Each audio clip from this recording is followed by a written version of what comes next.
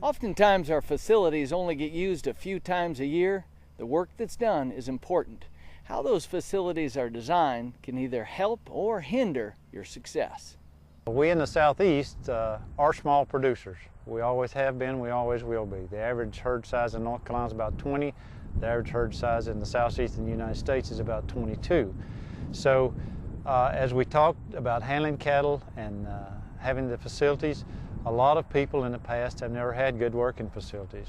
One of the first things we always tell all the producers is build you a set of good facilities in order to handle your cattle, to sort your cattle, to work your cows and calves. Whatever you're doing with those animals, you need a good facility is the first thing you need. We're at the Jim and Joyce Carpenter farm in Rutherford County, North Carolina. Jim and Joyce run about 55 cows, have about 100 head total. This facility, they run around 700 calves throughout each year as part of a marketing alliance. Plus the calves, they've been doing that for about 15 years now. This just shows that we just need a basic facility. It doesn't have to be the latest and greatest. We need to have a functional facility that's well thought out. Cattle can be let out both through the head gate as well from the side exit. The latches are things that they've come up with on their own, using their own ingenuity, pieces and parts they had laying around the farm to make something that's functional. All of our pens and intensive grazing units here all lead to one alleyway, and that alleyway leads to the barn, which has 4 different lots on it and 4 different sorting pens on it. And so it's just a normal routine to bring the cattle in, walk them through the lots in stages, into the sorting area, into the sorting pens. Then we take them out of the sorting pens, either run them through the scales or run them through the working facility a pen at a time. And it's just so simple when you get it all organized. It's easy, it's a lot of time saving, money saving if you have it organized correctly at the beginning. One thing that's really important is handling small groups. They've been bringing up small groups of cattle. Also notice that this crowd gate's just put here on the first notch. Normally with crowd gates, I just put them on the first notch. I don't push it all the way around the pen. Crowd gate, that's your emergency brake. You only need that animal starts to turn back. Another thing is, the crowd pen is a passing through pen. Don't fill this up and make the cattle wait. What you want to do is wait until your chute is almost empty inside, and then you bring them up and they go right on around and right up the chute. Another reason why this tub works really well is it's taking advantage of the cattle's natural tendency to go back to where they came from. You're bringing them in and going around a full half circle. A lot of the smaller tubs work really poorly because they just go straight through. And there's other kinds of systems too that can take advantage of the cattle's natural tendency to come on back. The same thing happens in a bud box system or a return alley system. You put them in there and they turn and they come on back because cattle want to go back to where they came from. Another common mistake that's made in laying out curved systems is where your chute joins your crowd pen, they're bending it too sharply. If you bend it too sharply, it's not going to work. If this flag end is the cow's eyes, she needs to be able to see up there 2 body lengths before it turns. Coming in nice and calm, see passing through pen, you bring them in and there's room in the chute. You know, don't put cattle in the crowd pen until you got room in the chute. That's really important. And that is important, all kinds of designs of crowd pens. You use the same principle at your loading ramp. Get your truck backed up, get all your gates ready, get everything ready, then you bring the cattle up through the crowd pen and right into the truck.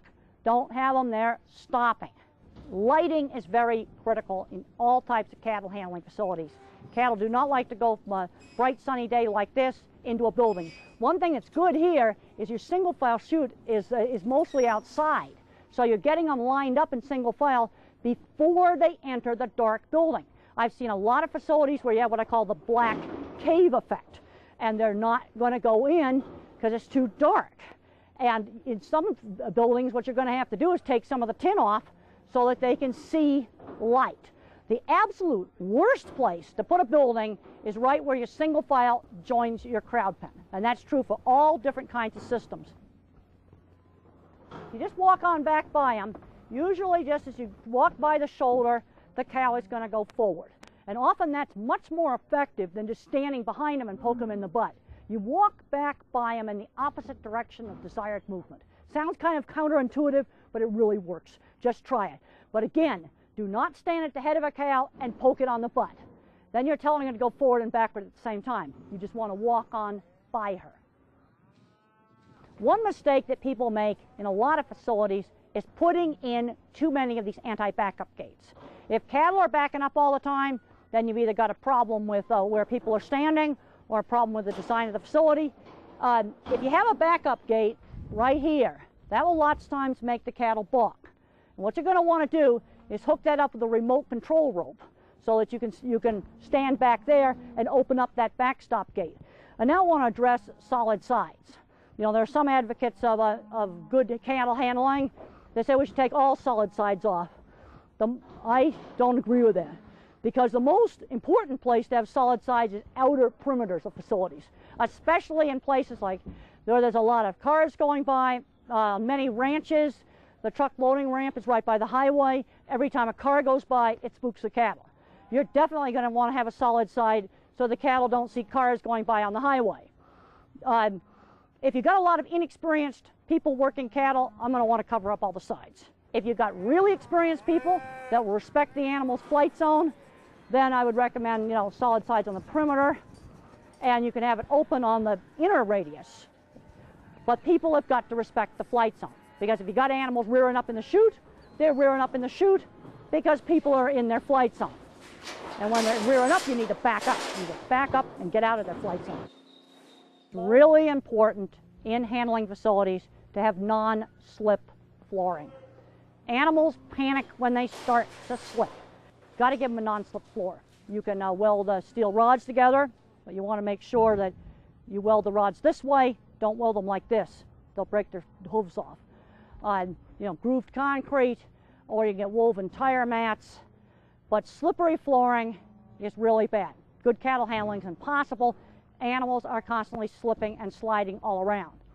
Also, there's a lot of different designs of things. There's a lot of different opinions on design and handling. But let's look at the thing where everybody can agree, outcomes. The outcome I want is calm animals walking through facilities. They're not bashing into gates. They're not trying to jump out of facilities. It's calm. If an animal bellows, right when you squeeze it in a squeeze chute, you're hurting it. If you got cattle falling down when they come out of the squeeze chute, you've either got a slippery floor or they're getting totally crazy. Many times I have said, if you fix the back end, problems up in the squeeze chute will fix themselves.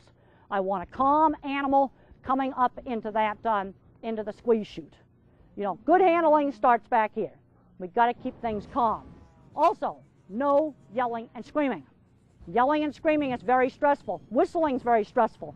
I want to get people's mouths closed. What about the issue of hot shots and electric prodders?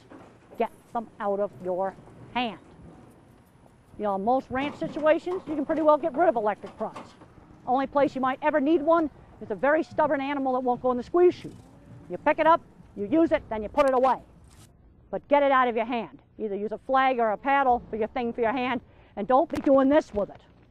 You should just be doing like this with it. Got to calm down.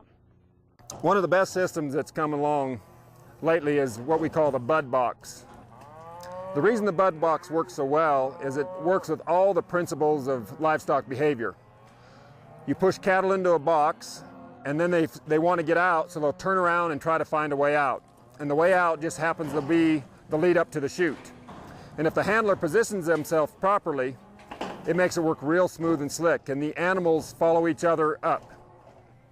Now the main thing to remember is when you're taking cattle out of the bud box into the lead up to the chute, is always make sure the lead up is almost empty before you start cattle in from the bud box.